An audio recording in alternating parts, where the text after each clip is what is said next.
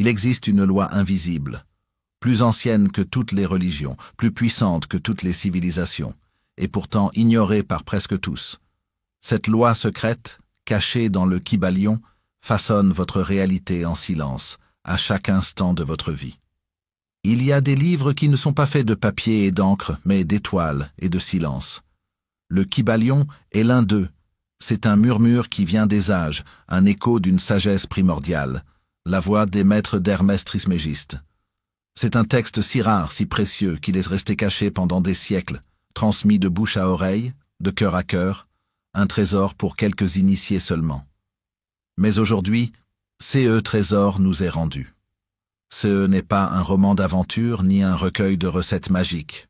C'est un livre de clés, un livre de principes, un miroir de la plus grande loi de l'univers.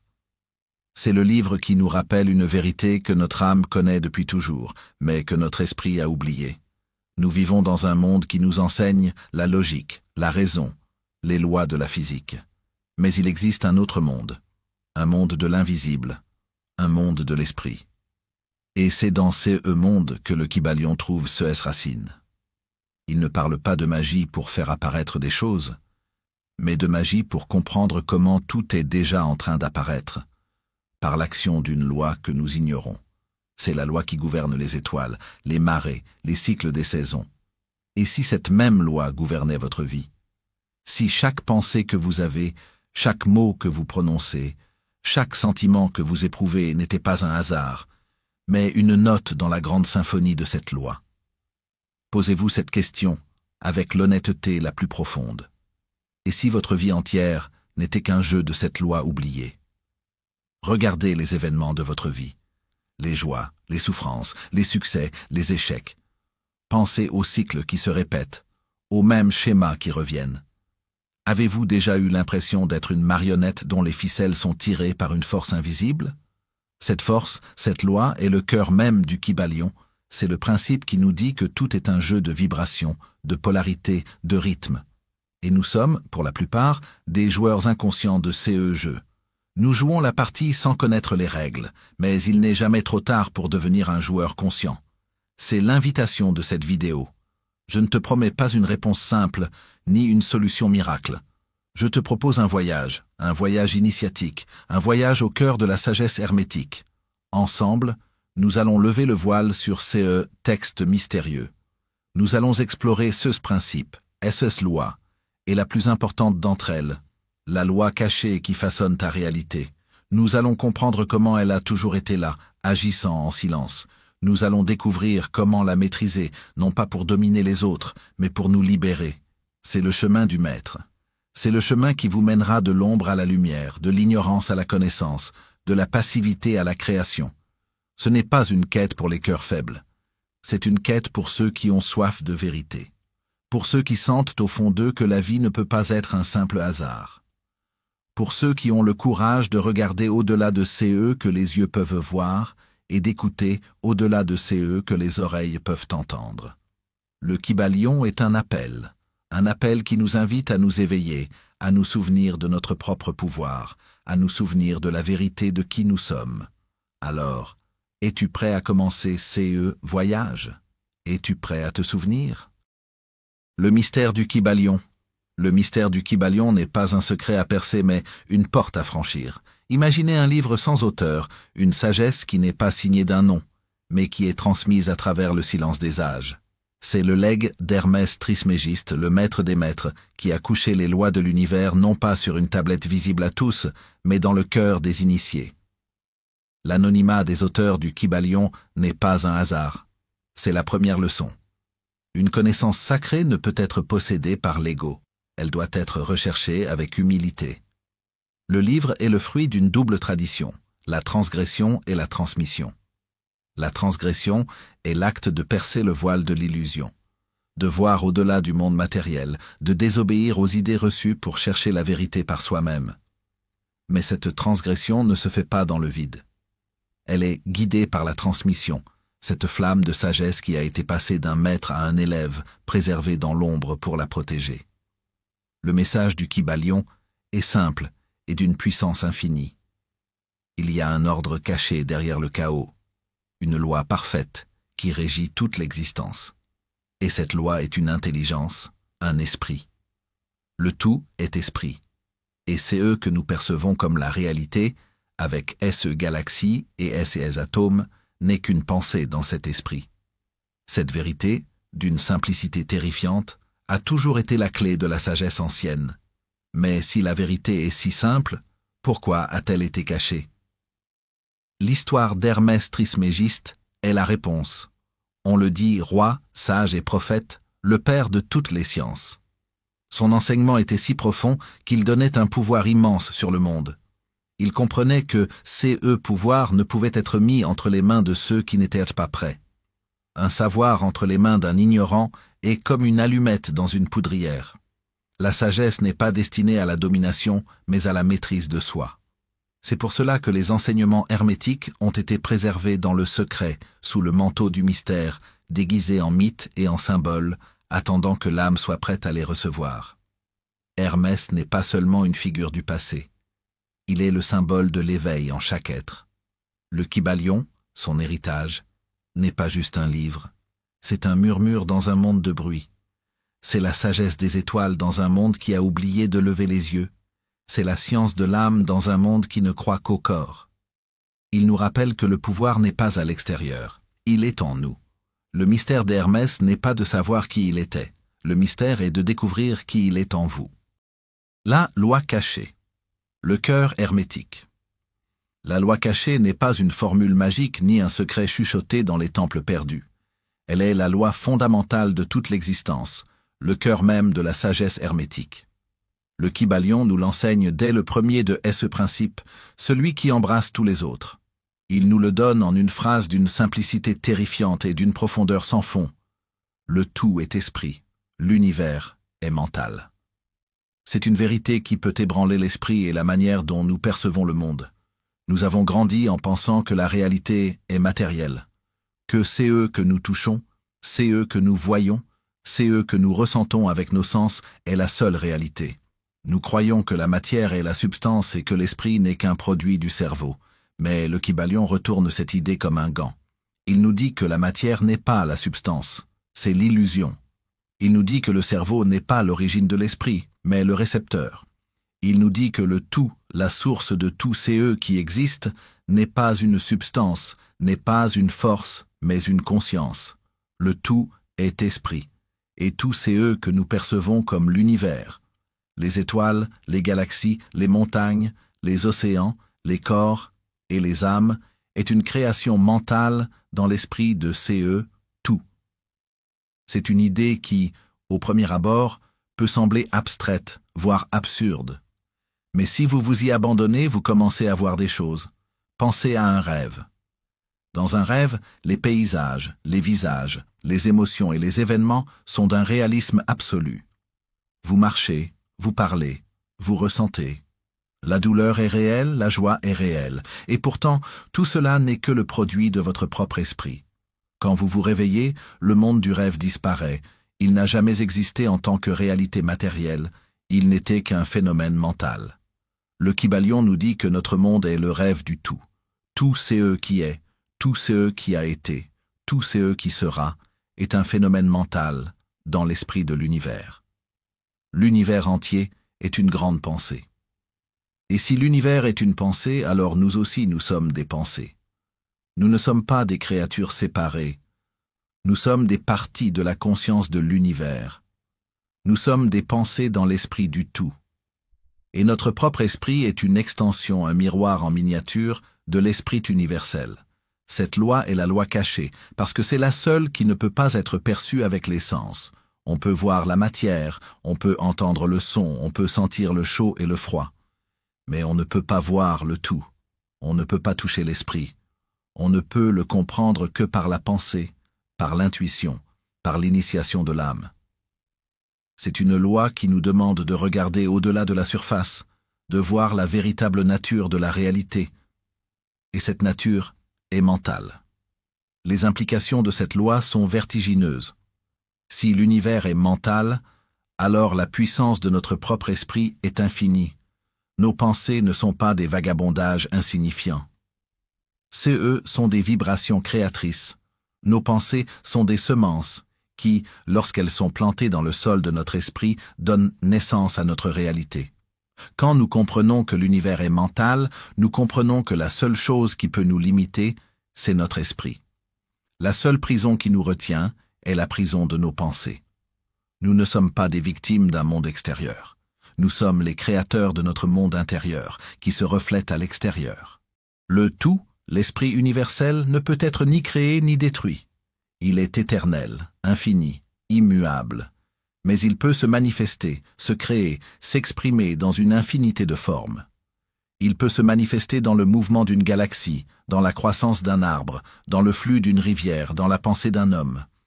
Et cette capacité de manifestation est aussi notre capacité. Nous sommes des particules de cet esprit, et nous avons le pouvoir de penser, et donc de créer.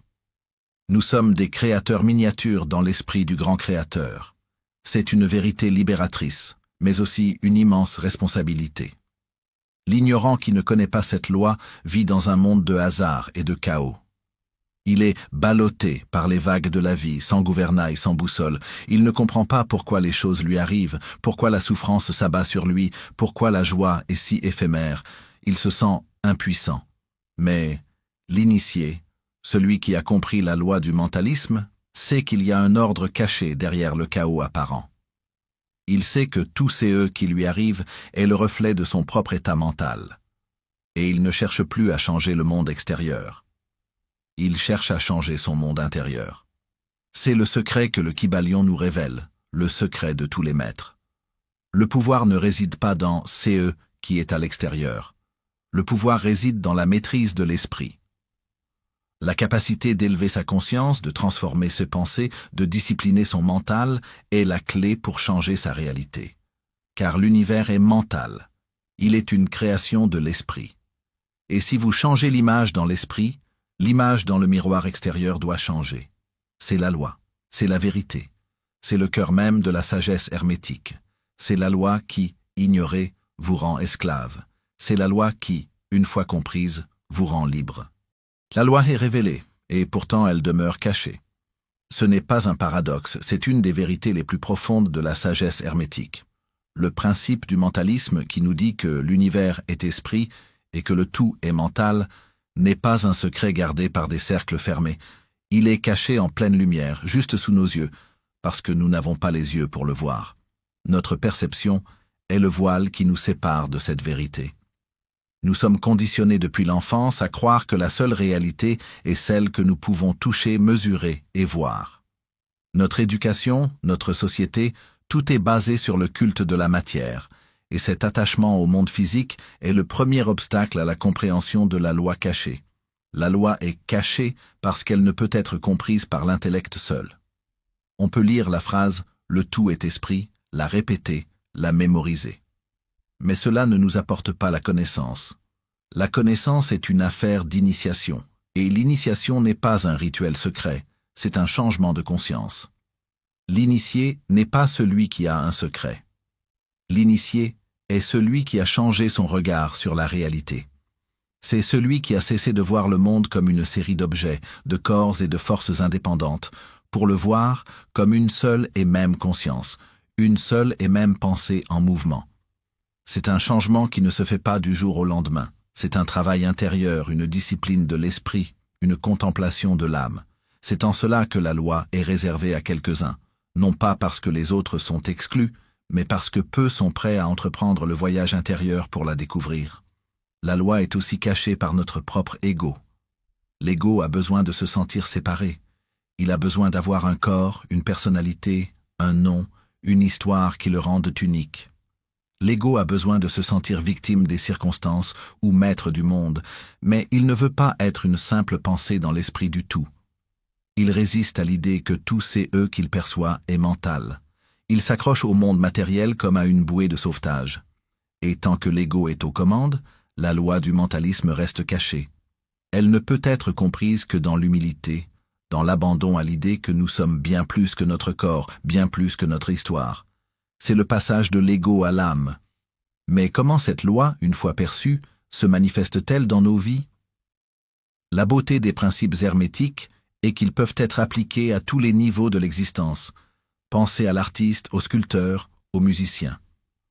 Un artiste ne commence jamais par la toile ou le marbre. Il commence par une idée, une image mentale. Il visualise son chef-d'œuvre dans son esprit. Et plus cette image mentale est claire, plus elle est vibrante, plus la matière physique, la peinture, le marbre, les notes de musique, prend la forme de son rêve. L'artiste qui a compris la loi du mentalisme ne se bat pas avec son pinceau. Il se concentre sur l'image mentale, il la nourrit, il la rend vivante. Et la main, le corps, la matière deviennent les outils par lesquels l'esprit se manifeste. Le monde extérieur suit le monde intérieur. Ce n'est pas de la magie, c'est de l'art, et la vie est le plus grand des arts. Pensez aussi au corps humain. Notre médecine moderne nous a appris à voir le corps comme une machine qui peut tomber en panne, tomber malade, et qui a besoin d'être réparée par des médicaments ou des opérations. Mais un initié voit le corps comme un reflet de l'état mental. La peur, le stress, la colère, le ressentiment sont des poisons mentaux qui se manifestent dans le corps sous forme de maladie. Le corps qui souffre est un messager de l'âme. Il nous dit qu'il y a un déséquilibre mental, une pensée toxique qui doit être guérie. L'initié ne cherche pas à guérir le corps avec des médicaments. Il cherche à guérir l'esprit avec la paix. Il sait que la véritable guérison commence dans le mental. C'est la pensée de la santé qui crée la santé, la pensée de la paix qui crée la paix dans le corps. Et que dire de l'abondance dans nos vies? On nous a enseigné que pour être riche, il faut travailler dur, avoir de la chance, et être plus intelligent que les autres. Et c'est en partie vrai, mais c'est l'explication superficielle. L'initié sait que l'abondance n'est pas un événement extérieur, c'est un état mental. Une personne qui a l'esprit de manque ne peut pas attirer l'abondance. Ces pensées sont des barrières, des murs qui repoussent la prospérité. Mais une personne qui a l'esprit d'abondance, une personne qui est reconnaissante pour ce qu'elle a, qui a confiance en l'univers, qui voit les opportunités au lieu des problèmes, attire l'abondance dans sa vie. La pensée de l'abondance crée l'abondance. La loi cachée est à l'œuvre. Le monde extérieur reflète le monde intérieur. La loi est cachée parce que le chemin vers elle est le chemin de l'humilité, de la conscience et du courage. Il faut du courage pour regarder en soi et admettre que notre monde extérieur, avec toutes ces peines et ces joies, est une création de notre propre esprit. Il faut de l'humilité pour accepter que nos pensées les plus sombres, nos peurs les plus profondes, sont les architectes de nos pires réalités. Et il faut de la conscience pour commencer à changer ces pensées. C'est une vérité à la fois simple et terrifiante. C'est une vérité qui vous enlève toutes vos excuses. Mais c'est une vérité qui vous donne tout votre pouvoir. C'est le secret que le Kybalion nous révèle, le secret de tous les initiés. La loi n'est pas ailleurs, elle est en vous. Comment cette loi façonne la réalité? Le secret, une fois révélé, n'est pas un concept à mémoriser. Il est une force à comprendre. La loi cachée, le principe du mentalisme, nous a montré que l'univers est une pensée. Mais comment cette pensée se matérialise-t-elle? Comment notre esprit, qui est si petit, peut-il façonner une réalité si vaste? Le Kybalion ne nous laisse pas dans le vide d'une idée abstraite. Il nous donne les mécanismes subtils, les outils de cette alchimie mentale. Et ces outils sont la pensée, la vibration et la correspondance. La pensée, tout d'abord. Nous avons longtemps cru que la pensée n'était qu'un simple phénomène électrique dans notre cerveau. Une petite chose sans importance, un vagabondage de l'esprit qui va et vient. Mais l'hermétiste le sait. La pensée est une énergie vivante, une force créatrice d'une puissance immense. Une pensée n'est pas passive, elle est active. Chaque idée que vous avez, chaque sentiment que vous ressentez, chaque mot que vous prononcez est un commandement que vous donnez à l'univers. C'est la semence de votre réalité future. Un jardinier ne se moque pas de la semence. Il sait que la graine contient le potentiel de l'arbre. De la même manière, nos pensées contiennent le potentiel de notre réalité. Une pensée de peur, une pensée de manque, une pensée de joie, une pensée d'abondance. Chacune est une graine, et le sol de l'univers est d'une fertilité absolue. Il ne juge pas la graine, il la fait grandir. Cette pensée, cette énergie vivante, se manifeste par la vibration. C'est le deuxième grand principe hermétique. Tout est en mouvement, tout vibre. Rien n'est immobile, du plus grand univers au plus petit atome. tout est en mouvement. Et nos pensées et nos émotions ne font pas exception. Elles ont une fréquence vibratoire qui leur est propre. Les émotions de basse fréquence comme la peur, la haine, le ressentiment sont des vibrations lentes et lourdes. Elles nous ralentissent, elles créent une réalité lourde et difficile. Les émotions de haute fréquence comme l'amour, la gratitude, la joie sont des vibrations rapides et légères. Elles nous élèvent, elles créent une réalité fluide et lumineuse. La vie n'est pas un hasard, elle est une symphonie de vibrations. Et nous sommes, par nos pensées et nos émotions, des instruments qui jouent une mélodie. Et cette mélodie attire à elle d'autres mélodies de la même fréquence. Pensez à la radio. Si vous voulez écouter une station de musique classique, vous ne vous mettez pas sur la fréquence d'une radio rock. Vous vous mettez sur la bonne fréquence. La vie est un peu comme ça. Si vous vibrez sur la fréquence du manque, vous ne pouvez pas entendre la musique de l'abondance. Si vous vibrez sur la fréquence de la peur, vous ne pouvez pas entendre la musique de l'amour. La vibration est le langage secret de l'univers. Et en changeant la vibration de notre esprit, en changeant la qualité de nos pensées, nous changeons le monde que nous attirons.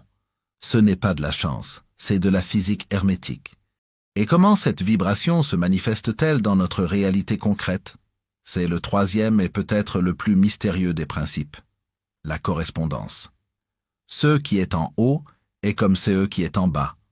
Ce qui est en bas est comme ce qui est en haut. C'est la loi du miroir.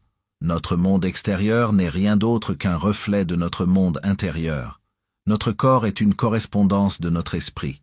Notre santé est une correspondance de notre état mental. Nos relations sont une correspondance de notre rapport à nous-mêmes. Nos finances sont une correspondance de notre croyance en l'abondance. Le monde extérieur est l'écran sur lequel se projette le film de notre esprit. Si le film est rempli de peur, l'écran sera rempli de peur. Si le film est rempli d'amour, l'écran sera rempli d'amour. Le Kybalion nous révèle que nous créons notre réalité à chaque instant, consciemment ou non, par cette interaction subtile entre la pensée, la vibration et la correspondance. Nous pensons à la peur, la pensée. C'est eux qui créent une vibration de basse fréquence, la vibration. Et cette vibration attire à elle des situations, des personnes et des événements qui sont la correspondance parfaite de cette peur. C'est un cercle vicieux. Mais nous pouvons en faire un cercle vertueux. Nous pouvons décider de penser à la gratitude, de ressentir la gratitude, la pensée. C'est eux qui élèvent notre vibration, la vibration, et cette vibration attire à elle l'abondance dans toutes ses formes. C'est la loi. C'est le fonctionnement de l'univers. C'est eux que le Kybalion nous offre n'est pas un pouvoir que nous n'avons pas. C'est la révélation d'un pouvoir que nous avons toujours eu, mais que nous avions oublié. Nous sommes les artistes de notre propre réalité. Nos pensées sont nos pinceaux. Nos émotions sont nos couleurs. Le canvas est l'univers. Et l'œuvre d'art, c'est notre vie. La question n'est plus « comment puis-je changer ma vie ?», mais « comment puis-je changer mes pensées, mes vibrations et mon monde intérieur ?» La réponse est en nous. Elle a toujours été en nous. Le Kybalion n'est pas une force extérieure. Il est une carte qui nous guide vers notre force intérieure, la force de l'esprit. Le Kybalion nous a donné les clés. La pensée est une énergie, tout vibre, et CE qui est en bas est comme CE qui est en haut. Mais il nous reste une question fondamentale, celle qui résume le plus grand drame de l'humanité. Si nous créons notre réalité, pourquoi la plupart des gens vivent-ils des vies de souffrance, de manque et de répétition? La réponse est à la fois simple et dévastatrice. Nous créons notre réalité, mais la plupart du temps, nous la créons de manière inconsciente. La loi de correspondance, CE qui est en haut, est comme CE qui est en bas, est le miroir le plus puissant et le plus honnête qui soit. Votre réalité extérieure n'est pas un hasard, elle est un reflet parfait de votre monde intérieur. Votre corps, votre santé, vos finances, vos relations, votre carrière, tout cela n'est qu'une manifestation physique des pensées, des croyances et des vibrations que vous tenez dans votre esprit. La plupart d'entre nous vivons à l'envers. Nous essayons de changer le reflet dans le miroir, nous nous battons contre notre situation financière, nous essayons de contrôler les autres dans nos relations, nous combattons la maladie. Mais la vérité hermétique est que l'on ne peut pas changer un reflet. Il faut changer l'original. Il faut changer CE qui se passe à l'intérieur. Le plus grand défi est que la majeure partie de notre création se fait en pilote automatique sous la dictée de notre subconscient. Nous ne sommes pas conscients des pensées que nous pensons le plus souvent, des émotions que nous ressentons le plus profondément, des croyances que nous tenons le plus fermement. Le subconscient est un jardinier sans jardinier. Il agit en silence, sans notre supervision, et il plante des graines jour après jour, que nous en soyons conscients ou non. Si le subconscient est rempli de graines de peur, de doute, de manque, c'est CE qui va pousser dans le jardin de notre vie. Et la récolte sera une réalité de peur, de doute et de manque. Nous voyons les fruits, nous les détestons, mais nous ne comprenons pas que nous avons nous-mêmes planté les graines. Pensez à une personne qui a de la malchance en amour. Elle enchaîne les relations toxiques, les déceptions, les trahisons. Elle se dit que c'est le destin, que l'amour n'est pas pour elle. Mais un initié verrait le miroir. Il verrait que la réalité extérieure de cette personne est le reflet parfait de son monde intérieur. Peut-être qu'elle ne s'aime pas, qu'elle ne se respecte pas. Peut-être que dans son subconscient, elle croit qu'elle n'est pas digne d'amour, qu'elle doit se battre pour en obtenir, ou qu'elle doit tolérer la souffrance pour être aimée. Cette croyance est la semence. Cette croyance vibre sur une fréquence de manque d'estime de soi. Et la loi de correspondance fait son travail. Elle attire des situations qui sont la correspondance parfaite de cette croyance, des partenaires qui la dévalorisent, des relations qui la font souffrir, des scénarios qui confirment sa peur. Elle ne crée pas ces situations par choix conscient, mais par la force de sa vibration subconsciente. Prenons un autre exemple. Un homme qui est constamment en difficulté financière. Il travaille dur, il est intelligent, mais il a toujours l'impression de ne pas avoir assez. Il vit avec un sentiment constant de manque. Chaque fois qu'il gagne de l'argent, il a peur de le perdre. Chaque fois qu'il dépense, il ressent de la culpabilité. Cette peur et ces manques sont sa vibration dominante. Et l'univers, qui ne juge pas, ne fait que répondre à cette vibration. Par la loi de correspondance, il lui renvoie des situations qui confirment sa peur, des dépenses inattendues, des opportunités qui s'envolent, des revenus qui stagnent. Il n'est pas une victime du système financier. Il est l'architecte inconscient de son propre manque. Le monde est son miroir. Sa réalité est la preuve de CE qu'il pense et ressent au plus profond de lui. La vie n'est pas une série de coïncidences. C'est une symphonie dont nous sommes les compositeurs, mais nous avons oublié comment lire les notes. Le travail de l'initié n'est pas de changer le monde extérieur, mais de devenir conscient de son monde intérieur, de mettre de la lumière dans l'ombre de son subconscient. C'est de s'observer sans jugement, d'écouter ses pensées les plus profondes, de ressentir ses peurs, de reconnaître ses croyances limitantes. C'est de réaliser que CES pensées et CES émotions sont les véritables créateurs de notre réalité. La souffrance n'est pas une punition, c'est un signal.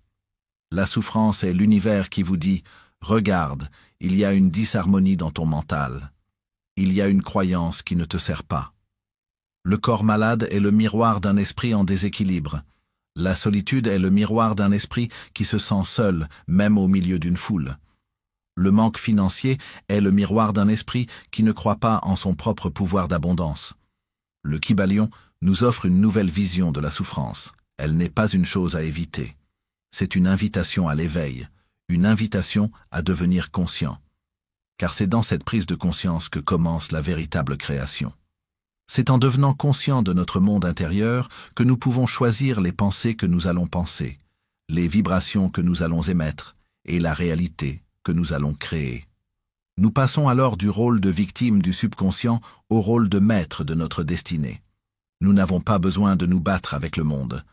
Nous avons juste besoin de nous aligner avec la vérité de qui nous sommes. Et cette vérité est que nous sommes des créateurs. Le plus grand secret de l'univers n'est pas CE qu'il estimated, c'est que nous sommes une partie de lui, et que notre pensée, par la vibration et la correspondance, est le pinceau qui peint notre réalité. Les pièges de l'ignorance. Nous avons vu comment la pensée, la vibration et la correspondance façonnent notre réalité, à chaque instant de notre vie. Nous avons compris que nous sommes des créateurs. Mais la plupart du temps, nous créons sans en être conscients. Et c'est dans cette ignorance que réside le plus grand piège, la plus grande souffrance de l'humanité. Car ignorer une loi universelle ne nous en libère pas. Au contraire, cela nous rend esclaves de ces conséquences.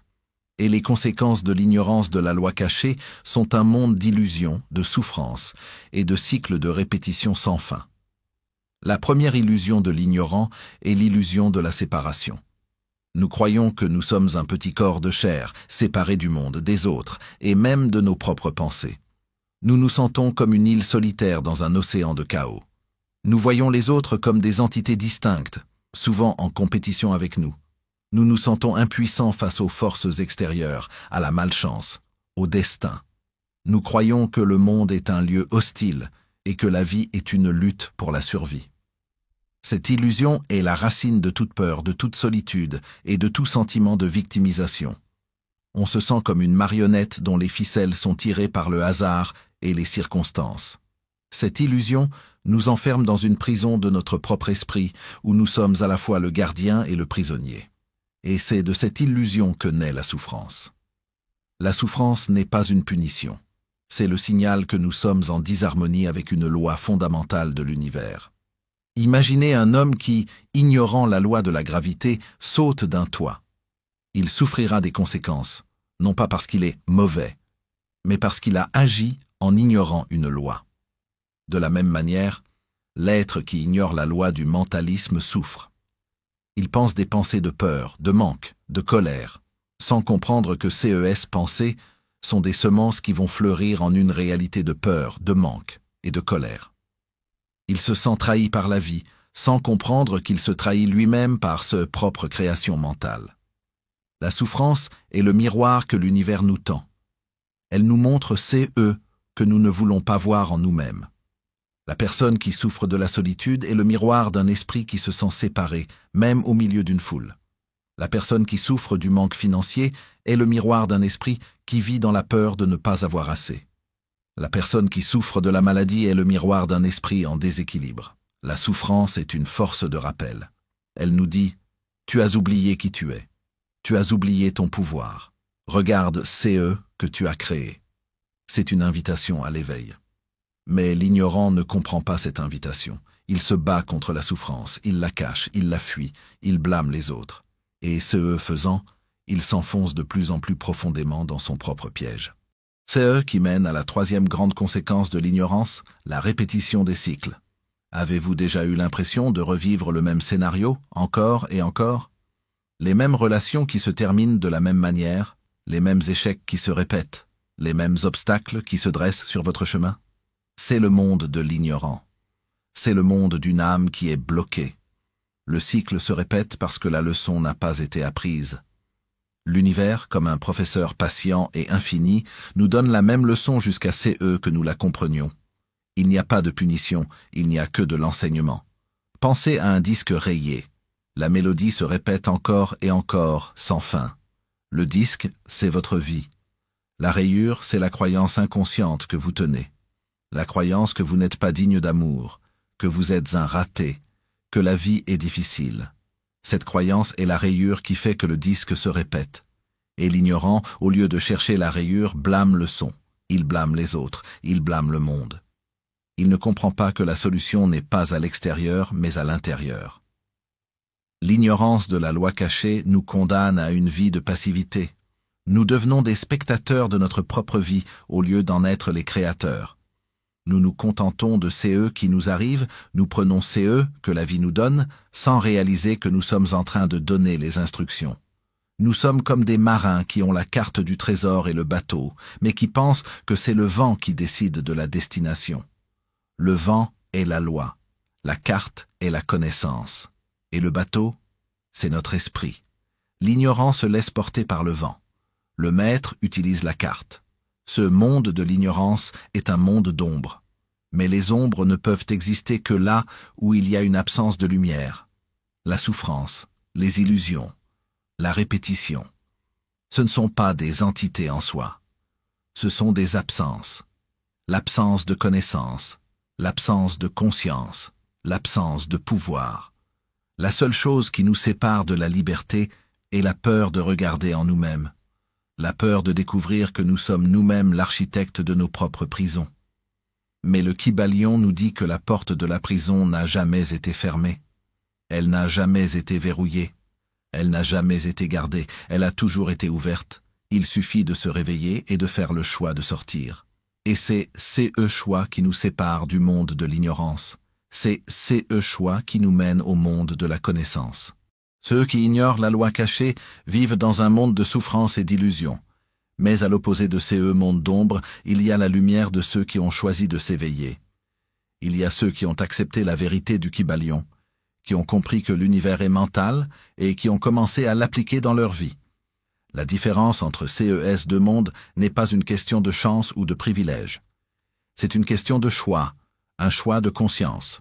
C'est le passage de la passivité à la maîtrise, de l'ignorance à la transformation.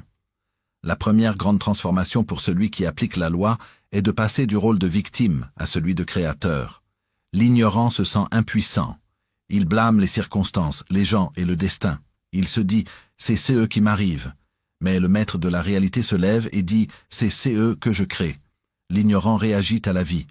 Il se lève le matin en se demandant « c'est eux qui va lui arriver ». Le maître de la réalité agit. Il se lève le matin avec une intention, une image mentale claire de la journée qu'il veut créer. La vie n'est plus quelque chose qui lui arrive. C'est une œuvre d'art qu'il crée délibérément, avec ce pensée pour pinceau et ces émotions pour couleur. C'est la différence entre être une feuille morte au gré du vent et être le vent lui-même. Pensez à la différence dans le domaine de la santé. L'ignorant vit dans la peur. Il a peur des maladies, des épidémies, des accidents. Il se sent à la merci de son corps, un corps qui est une machine qui peut tomber en panne. Si la maladie arrive, il se sent puni. Il n'y voit qu'un mal physique à combattre. Le maître de la réalité, lui, voit le corps comme le miroir de son état mental. Il sait que la maladie n'est pas une punition, mais un signal que son esprit est en déséquilibre. Il ne combat pas la maladie.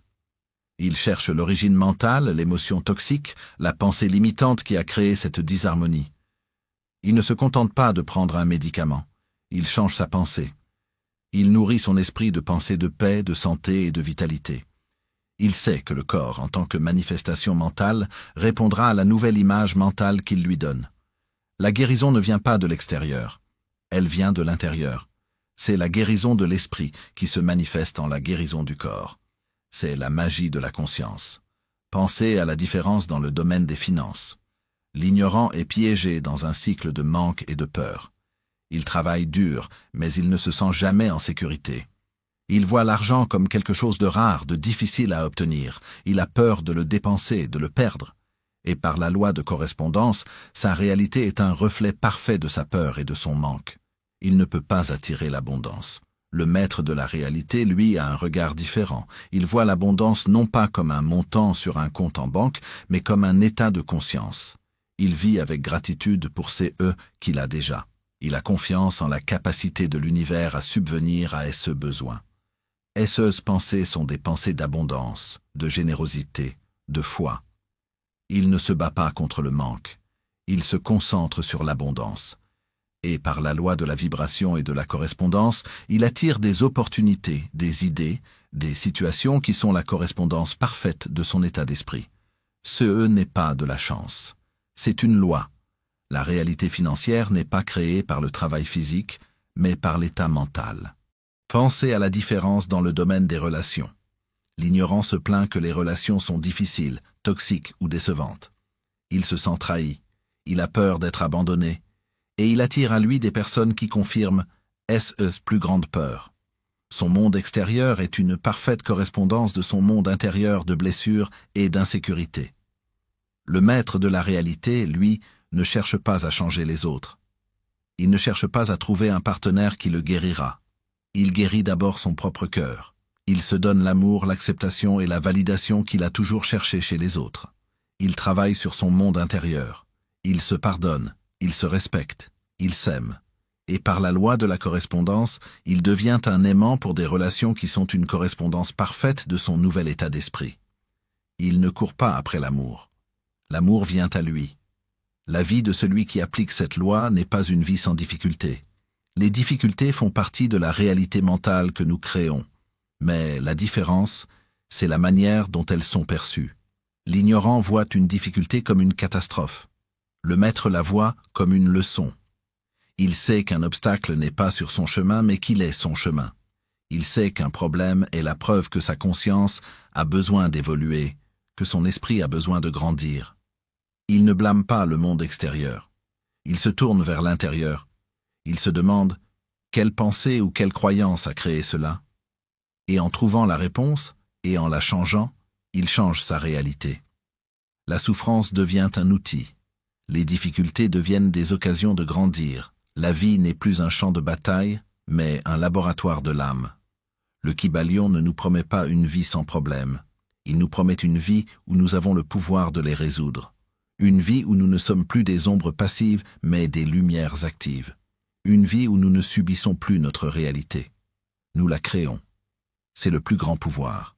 C'est le plus grand secret. Et la seule chose qui vous sépare de ce pouvoir est un choix. Le choix de continuer d'ignorer ou de commencer à appliquer. Devenir maître de sa réalité. Nous avons réalisé que nous sommes des créateurs, mais la connaissance n'est rien sans l'action. Il ne suffit pas de savoir que l'univers est mental, il faut apprendre à utiliser son propre esprit de manière consciente. C'est le passage de l'élève à l'initié, du spectateur à l'acteur. Et ce passage se fait par des méthodes pratiques, des disciplines de l'âme qui nous sont transmises depuis les maîtres hermétiques. Les deux plus fondamentales sont la méditation et la visualisation, soutenues par une discipline intérieure. La méditation, dans le contexte du Kybalion, n'est pas une simple technique de relaxation.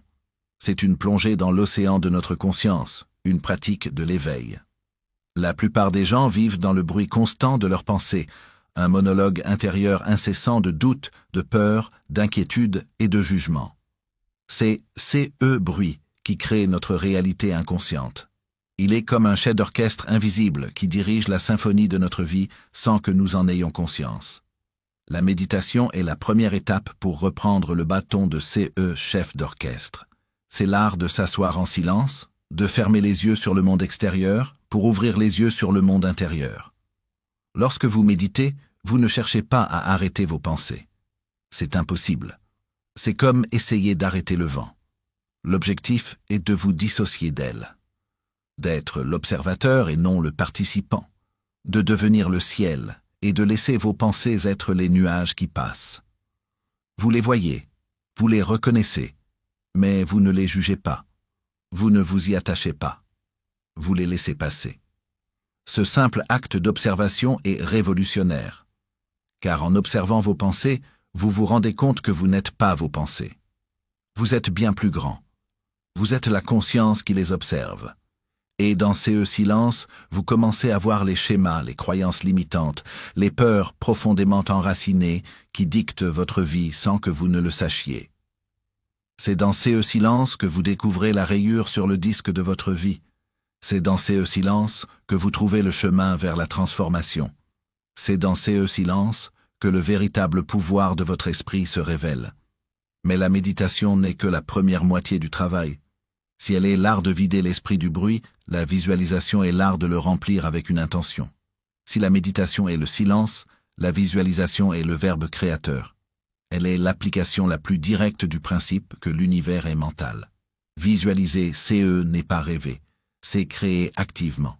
C'est l'acte de donner à l'univers un plan clair et précis de que vous voulez manifester. Pour le maître hermétique, le monde matériel n'est qu'une manifestation secondaire. La vraie création se fait d'abord dans le monde mental. La sculpture est créée dans l'esprit du sculpteur avant d'être taillée dans la pierre. La musique est jouée dans l'esprit du compositeur avant d'être écrite sur le papier. De la même manière, la vie que vous désirez doit d'abord être créée dans votre esprit. Pour que la visualisation soit efficace, elle ne doit pas être une simple image. Elle doit être une expérience. Vous devez utiliser tous vos sens. Imaginez non seulement que vous voulez, mais aussi que vous ressentiriez si vous l'aviez déjà.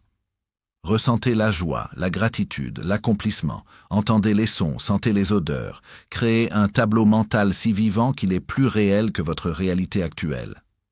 C'est ce sentiment, cette émotion, qui est la vibration. Et cette vibration alliée à votre intention est CE qui active la loi de la correspondance. C'est le signal que vous envoyez à l'univers. Le Kybalion nous dit que l'univers répond toujours. Il ne peut pas faire autrement. Il répond à la vibration que vous émettez. Ces pratiques ne sont pas une magie de clic et manifester. Elles demandent une discipline intérieure. C'est la troisième clé de la maîtrise. La discipline intérieure est l'engagement quotidien et inébranlable à se souvenir de la vérité. C'est la discipline de se réveiller et de choisir d'observer ses pensées au lieu d'être emporté par elles. C'est la discipline de consacrer du temps chaque jour à la méditation, même si le monde nous dit que nous sommes trop occupés. C'est la discipline de créer une image mentale claire de CE que nous voulons, même si le monde extérieur nous montre le contraire. La véritable magie réside dans la constance de CES pratique. La constance crée la force. Et la force mentale est la seule force qui puisse réellement changer votre réalité. Le maître de la réalité n'est pas celui qui a le plus de pouvoir sur les autres. C'est celui qui a le plus de pouvoir sur lui-même. C'est celui qui a la discipline de ne pas se laisser entraîner par la peur. C'est celui qui a la discipline de ne pas se laisser emporter par la colère. C'est celui qui a la discipline de ne pas se laisser emporter par le doute. La vraie liberté ne réside pas dans le fait de ne pas avoir de chaîne, mais dans le fait de ne pas être attaché à SS propre pensée. Et CES pratique, la méditation, la visualisation et la discipline intérieure sont les outils pour briser CES chaîne. Ils sont le chemin pour devenir le créateur conscient de votre propre destin. Le chemin de la maîtrise est un voyage de retour. Un retour vers la vérité de qui nous sommes. Les pratiques que nous avons explorées, la méditation, la visualisation et la discipline intérieure sont les outils de CE grand voyage. Mais le but ultime n'est pas la simple exécution de CES outils. Le but est la transformation de l'être. C'est le passage, souvent lent, parfois brutal, du rôle de victime à celui de créateur conscient de sa réalité. Et c'est dans CE passage que réside la plus grande des libertés. L'âme de l'ignorant est celle d'une victime. Elle blâme le destin, elle se plaint de la malchance, elle se sent impuissante face aux circonstances. Elle est comme un navire sans capitaine, ballotté par les tempêtes de la vie. Elle vit avec la peur de l'inconnu, l'anxiété du lendemain et le ressentiment du passé. Elle se voit comme un petit grain de sable dans l'immensité de l'univers, une créature insignifiante à la merci de forces qu'elle ne comprend pas. Cette conscience de victime est une prison. Et la seule chose qui vous libère de cette prison, c'est la connaissance et la pratique. Lorsque l'initié commence à appliquer les principes du Kybalion, quelque chose change en lui. CE n'est pas un événement spectaculaire, mais un éveil silencieux. Il ne se plaint plus, il ne blâme plus. Il regarde sa vie, avec ses joies et ses souffrances, et il accepte la pleine responsabilité. Il ne se dit plus « pourquoi cela m'arrive-t-il ?» mais « qu'est-ce que j'ai créé, consciemment ou non, pour que cela se manifeste ?» Ce simple changement de question est le point de bascule. C'est la différence entre être une feuille morte au gré du vent et être le vent lui-même. C'est la différence entre être un spectateur de sa propre vie et en être le scénariste et le metteur en scène. Cette nouvelle conscience est comme un phare. Là où il n'y avait que ténèbres, il y a maintenant de la lumière. Le créateur conscient ne craint plus les difficultés. Il les voit comme des signaux. Un problème financier n'est pas un échec, c'est un miroir qui lui montre une croyance limitante sur l'abondance qu'il doit guérir. Une relation difficile n'est pas une trahison. C'est un miroir qui lui montre un manque d'amour pour lui-même qu'il doit combler. Le créateur conscient ne cherche pas à fuir la souffrance. Il l'accueille comme un enseignant. Il sait que la souffrance est le langage de l'âme qui nous dit qu'il est temps de changer, de grandir, de s'éveiller. La vie n'est plus un champ de bataille, mais un laboratoire de l'âme où chaque expérience est une occasion de se connaître un peu plus.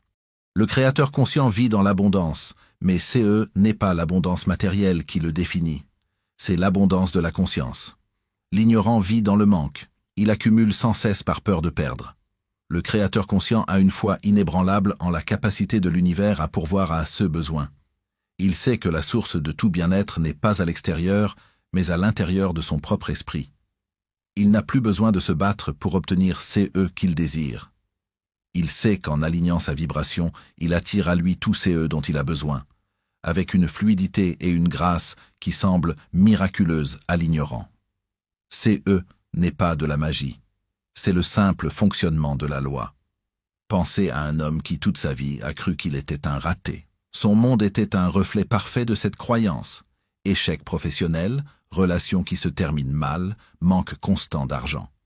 Il était une victime, et son histoire était un cycle sans fin de souffrance. Puis un jour, il a découvert le Kybalion. Il a commencé à méditer, non pas pour se détendre, mais pour observer ce qui se passait dans son esprit. Il a découvert la pensée racine. « Je ne suis pas assez bien ». Il a commencé à la voir passer comme un nuage. Puis, il a commencé à la remplacer par une nouvelle pensée, une nouvelle image de lui-même. Il a visualisé un homme confiant, capable et digne d'amour. Il a pratiqué cela chaque jour, avec une discipline de fer. Au début, rien n'a changé. Il a douté, il a voulu abandonner, mais il a persévéré. Puis, une petite chose a changé. Une opportunité inattendue est apparue. Une nouvelle relation a commencé. Il a reçu une petite somme d'argent qu'il n'attendait pas. N'était pas de la chance, c'était la manifestation de sa nouvelle conscience. Il a continué. La transformation a pris des mois, des années. Et aujourd'hui, cet homme n'est plus une victime, il n'est plus un raté. Il est un créateur. Échecs passés ne sont plus des traumatismes, mais des leçons. Relations sont saines, non parce qu'il a trouvé le bon partenaire, mais parce qu'il est devenu le bon partenaire. Son compte en banque est plein, non parce qu'il a eu de la chance, mais parce qu'il a créé une conscience d'abondance. Il est libre. Libre du besoin de validation extérieure, libre de la peur, libre de la souffrance. Sa puissance est en lui, et rien ni personne ne peut la lui enlever. Le passage de victime à créateur est le plus grand voyage que l'on puisse faire. Il nous rend notre pouvoir, notre liberté et notre joie, c'est le but de la vie. Le Kybalion n'est pas juste un livre, c'est une invitation à l'éveil. C'est une porte. Et la seule chose qui vous sépare de l'autre côté de cette porte, c'est le choix de devenir un maître de votre réalité, de passer de la survie à la création. Le secret final n'est pas un principe de plus. Il est le principe qui donne vie à tous les autres. Il est le souffle qui remplit la forme, le mouvement qui donne sens à l'immobilité. C'est le principe du genre. Pour l'esprit moderne, le mot genre évoque la biologie. Mais pour l'hermétiste, il est bien plus. Il est la manifestation de la polarité créatrice, le grand secret de l'existence. Partout où il y a création, il y a deux forces qui s'unissent, la force masculine et la force féminine. Elles ne sont pas limitées aux corps humains. Elles sont présentes en chaque atome, en chaque galaxie, en chaque pensée, en chaque émotion. Sont les deux visages de l'énergie créatrice. La force masculine, c'est l'énergie du faire. C'est la volonté, l'intention, l'action, la direction. Elle est le commandement donné à l'univers. Elle est la graine, l'étincelle qui initie le mouvement. C'est le « je veux ». C'est l'aspect de la conscience qui est actif, qui projette, qui affirme. Cette force est celle qui nous a permis de comprendre et d'utiliser la visualisation et la discipline intérieure. C'est la force qui prend une idée et la pousse vers la manifestation. C'est le sculpteur qui commande à son ciseau de frapper la pierre. C'est l'aspect volontaire, concentré, qui dit « que cela soit ». La force féminine, c'est l'énergie du permettre. C'est la réceptivité, l'intuition, la sagesse, l'imagination. Elle est le sol fertile qui reçoit la graine, l'océan qui contient l'énergie, l'espace qui accueille la forme. C'est le j'accueille. C'est l'aspect de la conscience qui est passif, qui reçoit, qui nourrit et qui donne naissance. Sans la force féminine, l'idée du sculpteur reste une pensée. Sans le sol, la graine ne peut pas devenir un arbre. L'imagination, cette capacité à ressentir et à donner forme à une idée, est l'expression la plus pure de cette force. C'est la capacité de se sentir déjà accompli, déjà abondant, déjà en bonne santé. C'est la force qui prend l'intention et l'amène à la fruition. Et c'est dans l'union de ces deux forces que réside le secret de la création consciente. La plupart des gens ne comprennent qu'une seule de ces forces. Il y a ceux qui sont purement masculins. Ils ont une volonté de faire. Ils se fixent des objectifs clairs et ils travaillent sans relâche pour les atteindre. Mais leur imagination est sèche. Ils ne peuvent pas ressentir la joie, l'amour, l'abondance.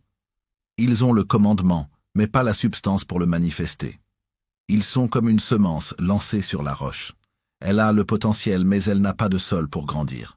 Leur vie est un combat sans fin. Ils peuvent réussir, mais le succès est souvent vide, sans âme. Ils ont la forme, mais pas l'énergie qui la remplit. À l'inverse, il y a ceux qui sont purement féminins. Ils sont pleins d'idées, de rêves, de sentiments. Ils rêvent de la vie qu'ils désirent. Ils imaginent un monde de paix et d'amour. Mais ils manquent de volonté, de direction, d'action. Ils sont comme un champ fertile sans semences. Le potentiel est là, la substance est là, mais il n'y a pas d'intention pour initier la création. Ils attendent que la vie leur arrive, que le destin leur donne ce qu'ils désirent. Ils sont pleins d'un grand potentiel, mais leur vie reste stagnante. Leur vie est remplie de rêves qui ne se manifestent jamais. Le maître de la réalité a compris que ces deux forces ne sont pas opposées, mais complémentaires. Il a appris à les unir en lui. Il utilise sa force masculine, sa volonté, son intention, pour planter une graine claire et précise dans le jardin de son esprit. Et il utilise sa force féminine, son imagination, son ressenti, pour nourrir cette graine, la ressentir comme déjà vivante, la baigner dans le sentiment d'accomplissement.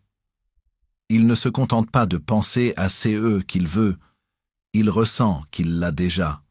La volonté projette, l'imagination reçoit et donne naissance. C'est la danse sacrée qui crée toute la réalité. Ce processus est le secret de l'alchimie. Le maître alchimiste ne cherchait pas à transformer le plomb en or en manipulant des substances physiques.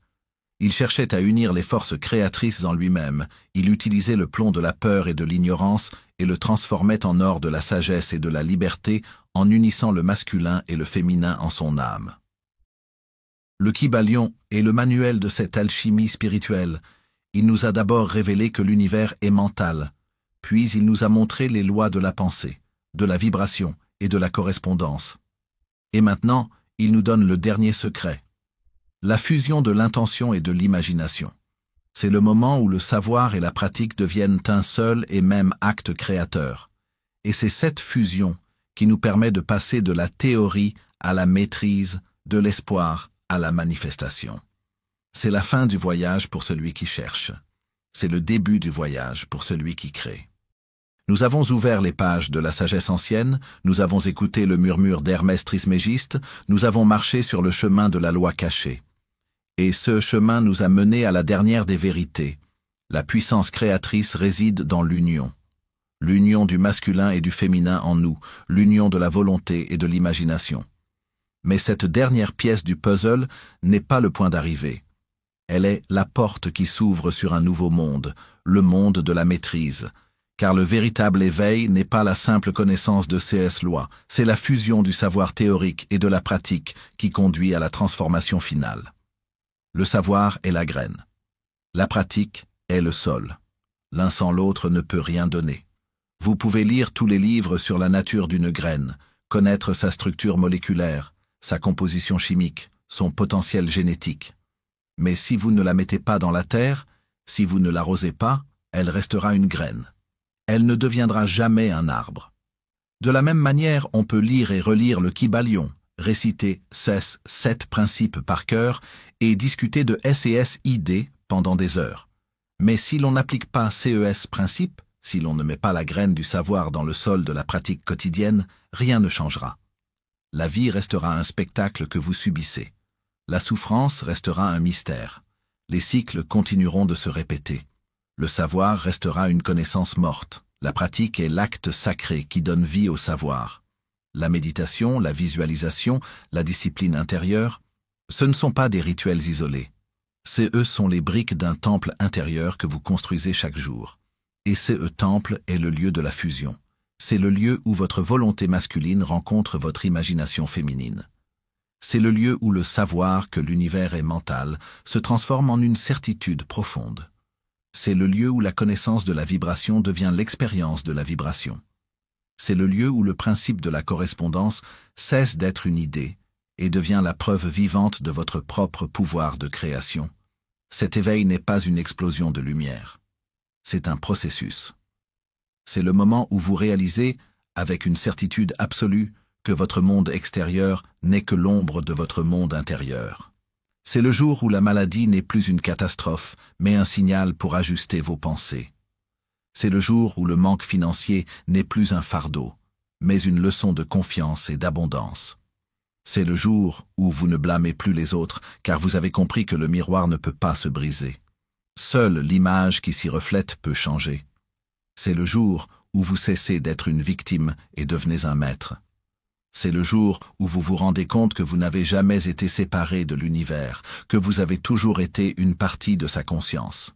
Le Kybalion nous montre que la vie n'est pas une série d'événements aléatoires.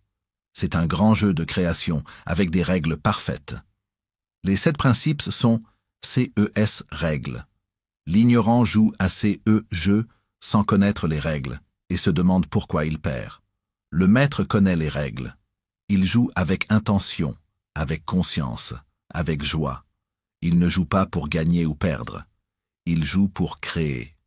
Et en jouant, il découvre que le vrai trésor n'est pas le résultat du jeu. Le vrai trésor, c'est la joie de créer elle-même. C'est le sentiment d'être aligné avec les lois de l'univers. C'est la paix qui vient de la certitude que l'on n'est plus un naufragé, mais le capitaine de son propre bateau, naviguant avec sagesse et confiance à travers les eaux de l'existence. Et maintenant que nous sommes arrivés à la fin de cette exploration, sachez que la fin n'est qu'un commencement. Le livre que nous avons refermé n'est pas la destination, il est la carte. Et la carte est entre vos mains. Le vrai voyage ne fait que commencer. Le chemin vers la maîtrise est une route de tous les jours, un choix de chaque instant. C'est un chemin que l'on ne peut pas parcourir pour vous. Il doit être marché par vous. Vous êtes le seul à pouvoir fusionner le savoir de la loi avec la pratique de votre vie. Vous êtes le seul à pouvoir devenir l'alchimiste de votre propre destin.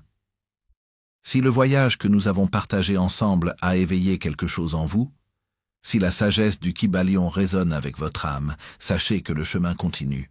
Je vous invite, avec toute la douceur d'un guide qui montre la voie, à nous rejoindre pour poursuivre cette exploration, à travers les pages d'autres rares livres qui attendent d'être ouverts.